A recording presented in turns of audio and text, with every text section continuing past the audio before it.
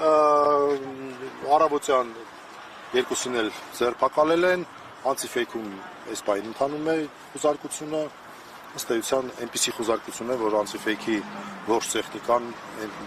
արգրավում են, որի հետևանքով լրատվականը փաստացի չի կարողանալու շարունակել իր աշխատանքը։ Ես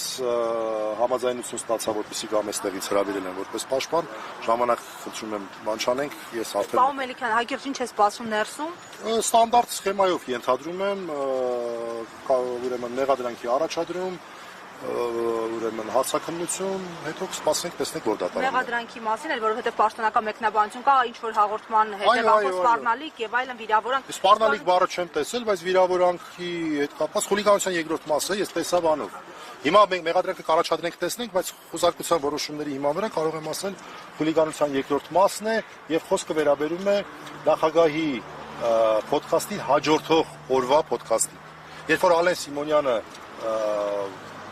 վատ վիրավորանք էր հասցրել տղաներին եւ դրանք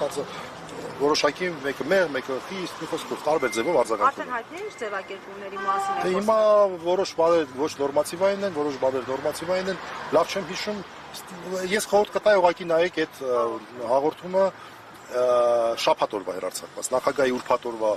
ուրեմն ոդքասթին հաջորդող օրվա ոդքասթը։ Դրա մասին է խոսքը։ Շատ։ Կներեք էլի։